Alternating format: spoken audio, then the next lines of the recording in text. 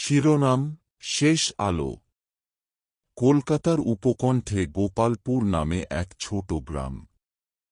গ্রামের শেষ প্রান্তে একটি পুরনো শ্মশান, যেখানে রাত হলেই নাকি অদ্ভুত আলো জ্বলে ওঠে। কেউ সেখানে রাত কাটাতে সাহস পায় না। অভিজিৎ, এক সাহসী ইউটিউবার, এসব গল্পকে গুজব ভেবেই এক রাতে সেখানে যায়। ক্যামেরা অন করে সে শ্মশানের ভেতর হাঁটছিল। চারপাশে ঘন অন্ধকার, গাছের ডাল হাওয়ায় দুলছে, আর বাতাসে এক অদ্ভুত পোড়া গন্ধ ভাসছে। হঠাৎ দূরে একটি আধপোড়া চিতার পাশে ক্ষীণ আলো দেখতে পেল। কাছে যেতেই দেখল সাদা পোশাক পরা এক মেয়ে দাঁড়িয়ে আছে।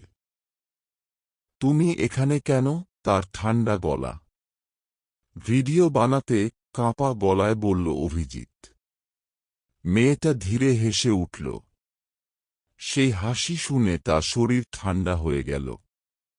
ঠিক তখনই মাটি ফেটে চারপাশ থেকে হাত বেরোতে লাগল, যেন কেউ নিচ থেকে তাকে টেনে ধরতে চাইছে। ভয়ে দৌড়ে একটা ভাঙা ঘরে ঢুকে দরজা বন্ধ করল সে। ভেতরে এক বৃদ্ধ বসে, চোখে আতঙ্ক, শরীর কাঁপছে। "আমি অনেক বছর আগে এসেছিলাম। বেরোতে পারিনি," ফিসফিস করে বলল সে। হঠাৎ দরজায় জোরে ধাক্কা, ধাম ধাম। দরজা খোলো। বাইরে সেই মেয়েটার গলা, এবার আরও কাছে। দরজা নিজেই খুলে গেল।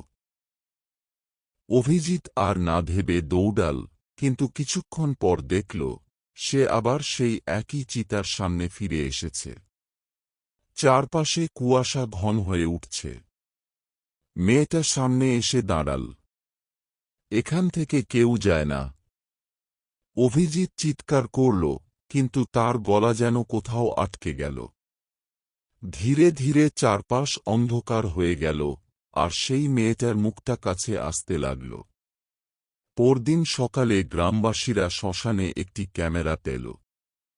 ভিডিওতে দেখা গেল অভিজিৎ একা দাঁড়িয়ে কারো সঙ্গে কথা বলছে, তারপর হঠাৎ ক্যামেরার দিকে তাকিয়ে হাসছে, চোখ ফাঁকা। সে ফিসফিস করে বলল, "আমি এখন এখানেই থাকি।" তারপর থেকে প্রতি রাতে শ্মশানে সেই আলো জ্বলে ওঠে। আর সেই আলো দেখা যায়, একটা ছায়া, হাতে ক্যামেরা, নতুন কারো অপেক্ষায়।